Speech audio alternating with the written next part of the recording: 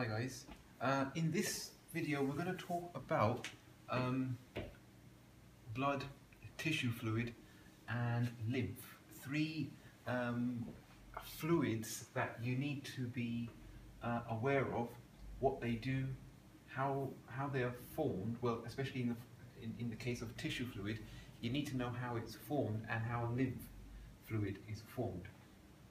And essentially, all these three fluids are related to the first one, which is blood, which you're already aware of.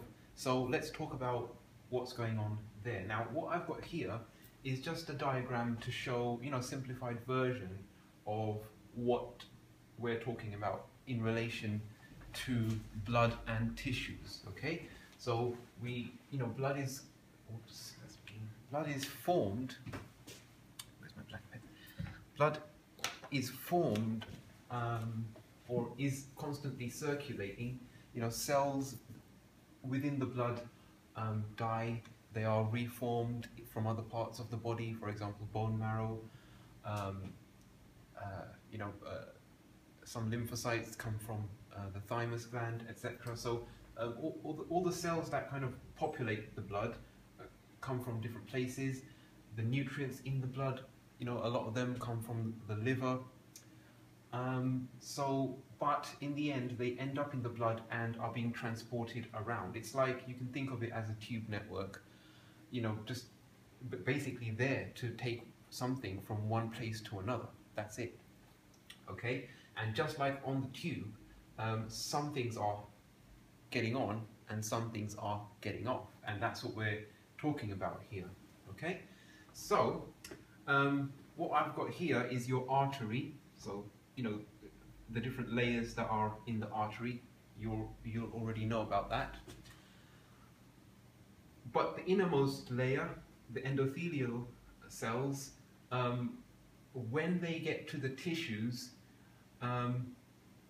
you don't have all those other layers. You simply have one single layer of cells that forms the capillary wall. Okay, and I've just to save time, I've kind of missed out the nucleus in these cells. Okay, so and what they do is, so here we're getting oxygenated blood from the heart, and it's coming down the artery. Okay, and when we get to the tissues, what happens is that these arterioles, they kind of split up into capillaries which go through the tissues. So that makes it more kind of efficient to supply all the cells of the tissue. So here we've got cells of the tissues, and we've got the capillary kind of going through that tissue, splitting up into very thin capillaries, going through that tissue, supplying the tissue with oxygen as it diffuses out. Carbon dioxide will be diffusing back in to, sorry, not back in, but into the blood. And so we will be having, I'll just draw two red arrows here to indicate oxygenated blood going in, but then as the tissues use it up, and as the carbon dioxide then enters the blood, on the other side we'll be getting deoxygenated blood then going back to the vein. So what we're talking about is that this is the artery, it's the capillary here,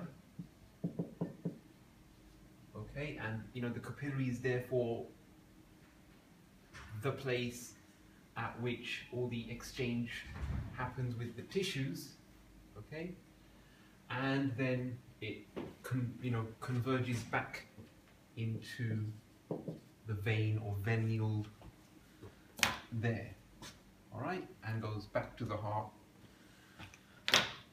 and so on. So what we're talking about is essentially what is happening in between these two places. How is stuff getting to the cells, and how does stuff get back in there? Why is there this kind of movement of materials? Okay, so this is our blood in here, and here there's also fluid. So there's fluid here, there's fluid here, and this is called tissue fluid. And what we're going to be discussing is all the stuff that's in the tissue fluid, how does it get there, right? So let's first talk about what are all the things that are in the blood. Okay, so obviously you have your red blood cells, you have nutrients, but you are strongly advised not to say nutrients because that's too general. At this stage, you know enough biology to say what those nutrients might be, okay? So, we have red blood cells, we have nutrients such as glucose, we have nutrients such as amino acids, okay? We also have fats, maybe in the form of lipoproteins, okay? We also have large proteins, possibly such as antibodies, other proteins, and we also have other cells. So, for example, we also have lymphocytes, right? And we'll be coming back to those later. As you know from F212, important part of the immune response. We also have other kind of phagocytes, remember, the secondary line of defense, neutrophils in there, and we also have platelets. Okay, remember we referred to these when we were talking about blood clotting, so they have an important role in blood clotting. You know, if you have an injury, you need to stop the environment being exposed to your blood, so platelets are important, have an important role in blood clotting. But anyway, so we need to be aware of what's in the blood. Oh, and obviously we can't forget our two main players from the previous topics, being O2 at a high level here, and CO2 being at a high level there. Okay, so these are all the things that are there, and you need to be aware of that they are there. Okay, and we're going to talk now about what happens when this blood containing all these things comes to the tissues. Remember, it's the tissues that are, you know, actively using up oxygen in respiration, and they are producing carbon dioxide, right? And they will also be requiring nutrients such as glucose, amino acids, etc. Okay? So let's talk about what happens. Now, when the blood reaches this point, there are some things that are going to be able to diffuse. Okay? So oxygen is able to diffuse through the thin barrier. Remember, it's only two membranes and it's a squamous cell, so it's very flat, so it's a thin barrier, so oxygen can diffuse in, and it will diffuse in there. These cells are producing lots of carbon dioxide, and therefore carbon dioxide will be diffusing in the opposite direction, into the capillary. Okay? We might also be getting things like glucose and amino acids also diffusing here, because remember, these cells are using up these nutrients. Yeah, they're using fats maybe to store energy. They are maybe making membranes for cell division. They are using amino acids to make more proteins. They're using glucose for cellular respiration, etc., etc. So these things are going to be moving into the tissues.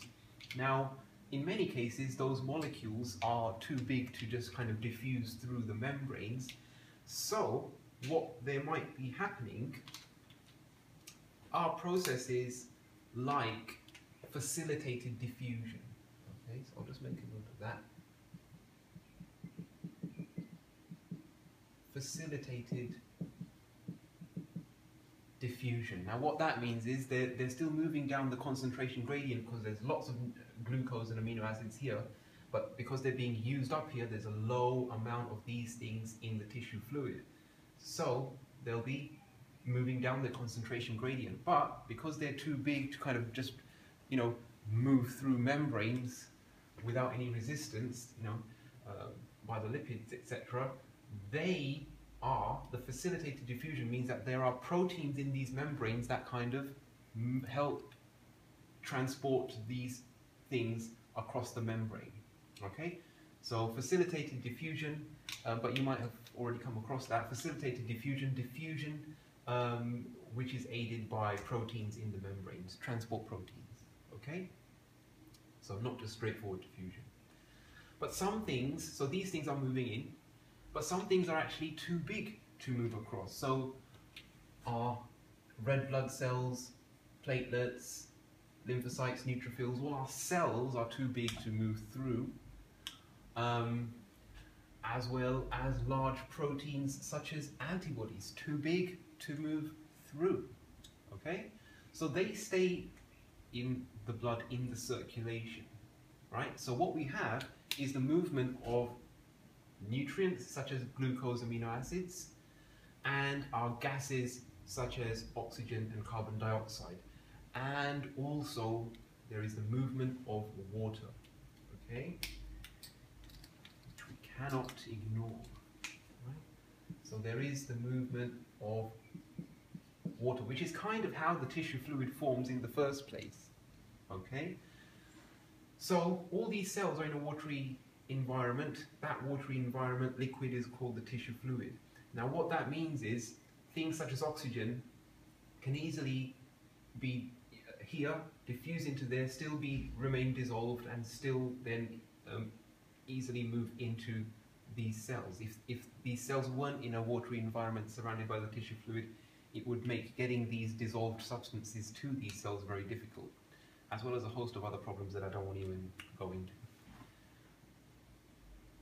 Okay? Right.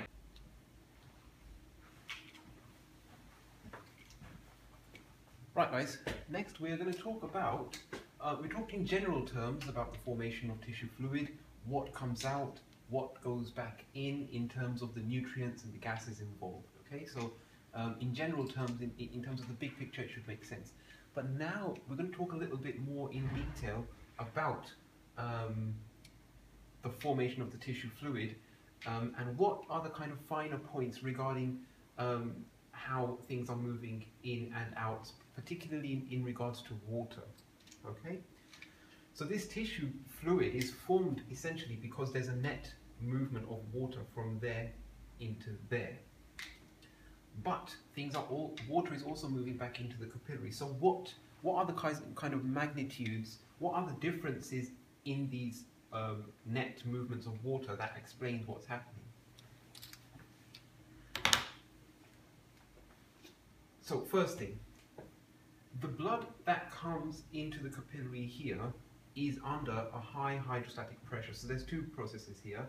Let's look at why water would move from here into there. Okay, remember we're referring to water here because all the things that make blood, i.e. the red blood cells, lymphocytes, neutrophils, other things, most of those things stay in there, and it's only the kind of the small molecule nutrients and water that kind of moves out. So we're looking at water here.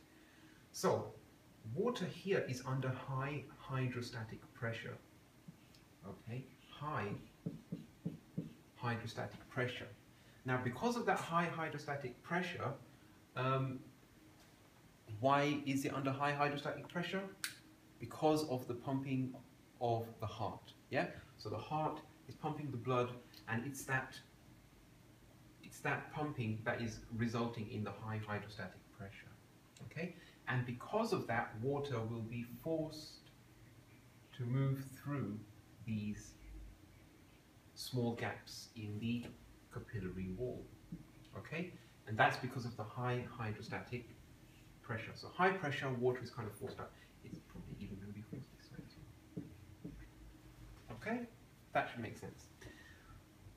However, there is also a movement back from the tissue fluid into the blood. These cells are surrounded by the tissue fluid, and the tissue fluid has substances dissolved in it. Okay, obviously, they've come from there and some of them being produced by the cells themselves. However, in comparison to the blood, the tissue fluid has a much higher water potential. Okay, the blood has got lots more solutes, proteins, other things dissolved in it, and therefore the water potential of the blood is much lower than the water potential of the tissue fluid. Tissue fluid doesn't have as much stuff dissolved in it, and therefore water tends to move from the high water potential to the low water potential. You know, the blood has got lots of proteins, salts, other things dissolved in it, other molecules, and therefore it makes a very low water potential, and therefore water tends to move from the tissue fluid into the blood. Okay, I'll just show that by a red arrow. Okay, and the sizes of the arrows are significant. Okay, so I'm just going to increase these ones. Okay, indicating that we're losing lots of water from the blood entering the tissue fluid under high hydrostatic pressure. Okay.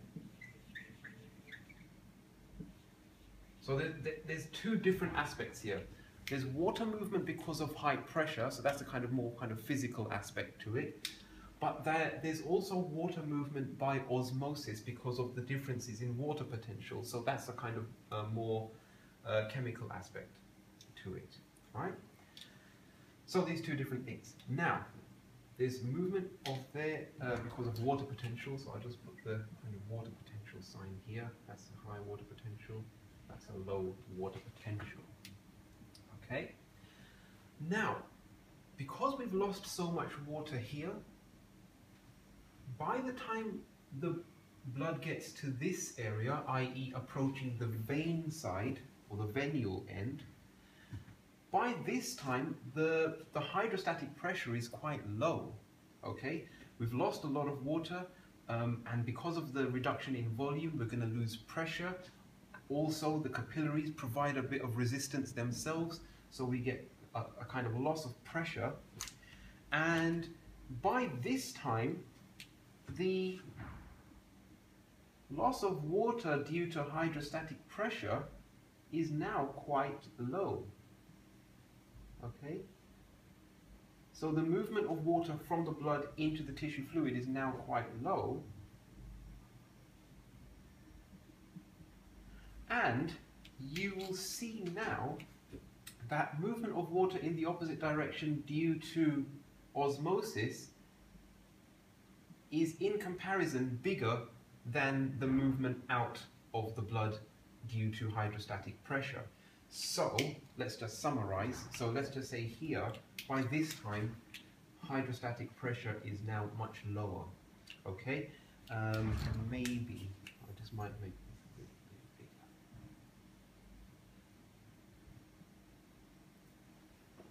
bigger. Okay? So in comparison now. So let's just look at the two situations again. And I will call this osmosis. Okay. So, recap then. We had water coming in from the artery side under high hydrostatic pressure because of the pumping of the heart. And because of that high hydrostatic pressure, the water is forced out through the gaps in the capillary wall, through the gaps between cells. So there is a net loss of water. Water is coming back into the blood because of osmosis, because chemically speaking, blood has a lower water potential than the tissue fluid, so there will be a net movement of water by osmosis into the blood. But in comparison to the hydrostatic pressure, that movement is much less. So overall, the water, even though it's moving in both directions, there's much more moving out. But by the time the blood gets to the vein side, at the other side, you know, just before it's about to merge back into the vein, by this time the hydrostatic pressure is much lower because we've lost a lot of blood water, so the volume is much less, so the pressure is much less, and now we'll find that here, even though the movement due to osmosis has not changed, but now the hydrostatic pressure is much less, the movement of water out is much less in comparison to the movement of water back in due to osmosis, and therefore here there'll be a net movement of water back into the blood. Okay, and I hope you can see that. So overall, we're losing water here to the tissue fluid, causing the formation of the tissue fluid, and here there is a net movement of water back into the capillaries. Okay, that doesn't mean that we're draining all the tissue fluid out. It just means that it kind of reaches this kind of equilibrium type situation where you're not overall. There's not a great deal of difference. We're not losing lots of tissue fluid. We're not losing lots of blood. It's a kind of a balanced situation. Okay, right? Now I hope that makes sense. But if there's been any kind of deficiency in my explanation, please leave me the comments in the comment section, and I'll try and answer your questions. All right. So I guess next we'll look at. Should I put numbers to this? I don't think I will. What I'll do is I'll leave it like this, because I think if I start to put numbers on this, it's going to confuse matters. I've explained in general terms what's happening, and maybe that will help you to understand any kind of numerical problem that's given to you. But if you do want me to explain, please let me know and I will do that. All right, guys. But essentially, remember your nutrients. Remember the fact that you need to name them. Remember that there are some things that move through the capillary wall and there are some things that don't. Remember the small molecules such as glucose, amino acids, they are all kind of nutrients. Oh, one of the waste products that will be moving in the opposite direction, I forgot to mention, is urea. Okay, so it's a kind of product of metabolism in cells, urea. Okay, so if you wanna mention a kind of molecule that is a waste product, and you don't just want to say carbon dioxide, you can always say urea. So that's moving by facilitated diffusion into the blood, as it's a waste product. Just like carbon dioxide is a waste product, it's going the other way. Okay, so remember your nutrients. Remember that you have to name them. You can't just say nutrients, just like you can't say white blood cells. You gotta be specific about that at this stage. Okay, right. And then remember about the formation of the tissue fluid. About the fact that there's movement of water in two directions. There's always a constant movement of water from the tissue fluid into the blood. But on the artery side of the capillary, the hydrostatic pressure is high, so the overall movement of water is out. But by the time you get to the vein side of the capillary, the hydrostatic pressure is so low that the osmosis is actually greater than the hydrostatic pressure forcing it back into the tissue fluid. So over here, there'll be a net movement of water into the blood. Okay? Maybe my diagram should have had, some arrows going this way, because there's always a movement of water by osmosis in the opposite direction. The only thing that really changes is that here there's much higher hydrostatic pressure causing it to go outwards, and here there's much lower hydrostatic pressure causing it to go outwards, and so there's more coming in. Okay, so I'll come back and we'll talk about lymph, but then that should wrap that up. Okay?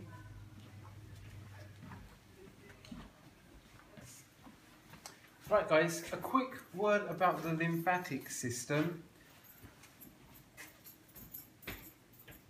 I remember when I was a student, I always got a bit confused about the lymphatic system, didn't really understand why it was there or what it did, and it kind of seemed like something that was added on to the circulatory system proper.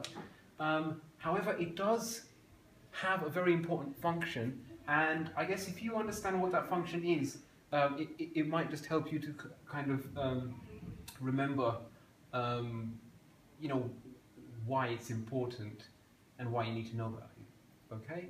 So the lymphatic system performs this important function, and what that is that not all the fluid that comes out of the blood actually goes back in.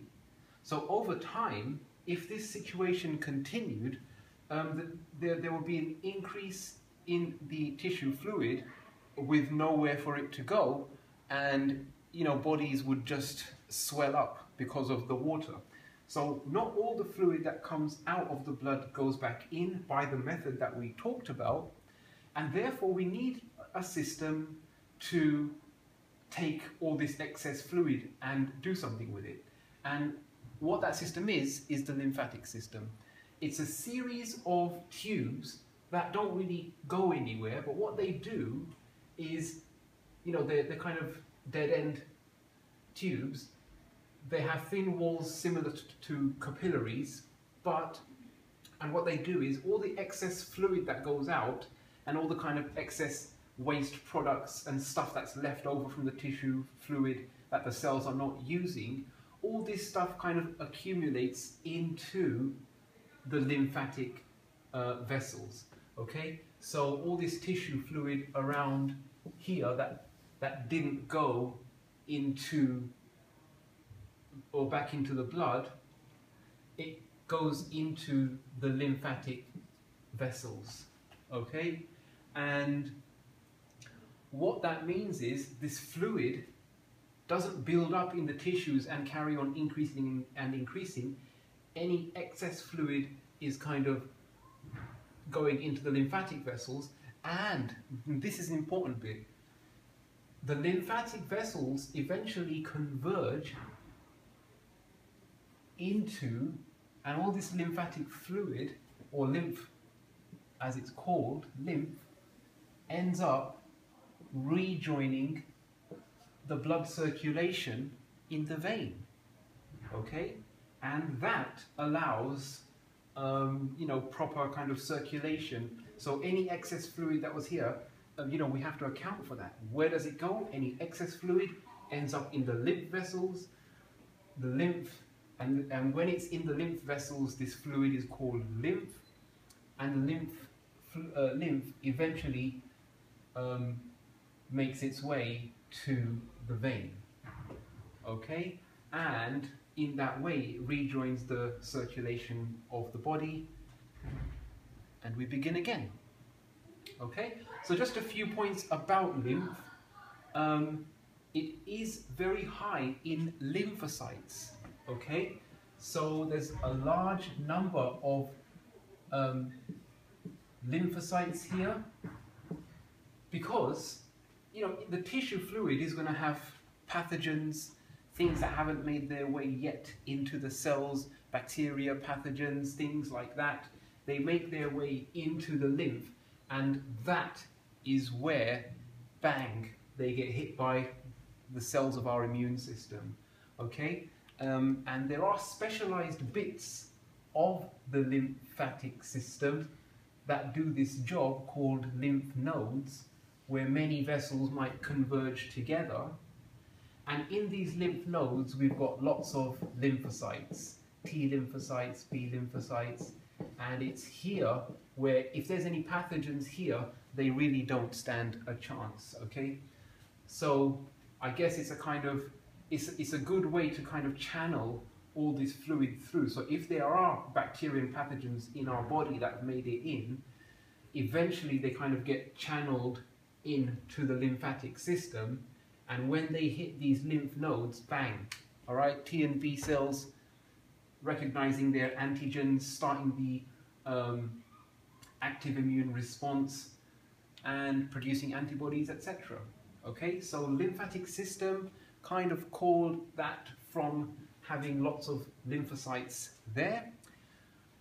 It's also got a high level of carbon dioxide but low oxygen, obviously, because it's it's the kind of leftovers of the tissue fluid, and we know that the tissue fluid, the cells are taking up oxygen, is diffusing into the cells because of the concentration gradient, carbon dioxide is diffusing out, so therefore lymph also has a similar composition. It's got high carbon dioxide, low oxygen. But again, that's fine, because this lymph is eventually going to reach the vein, which is eventually going to go to the heart and then the lungs to be reoxygenated and so on, so no problem there. Lymph also has a low level of nutrients such as glucose. It's got a high level of fats, but that's because it's also linked to fat absorption, okay?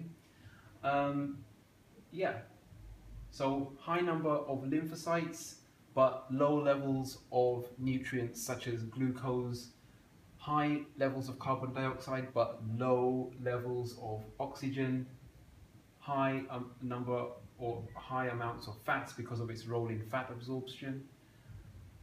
All right, and that's the lymphatic system. Okay, did I miss anything? I don't think so.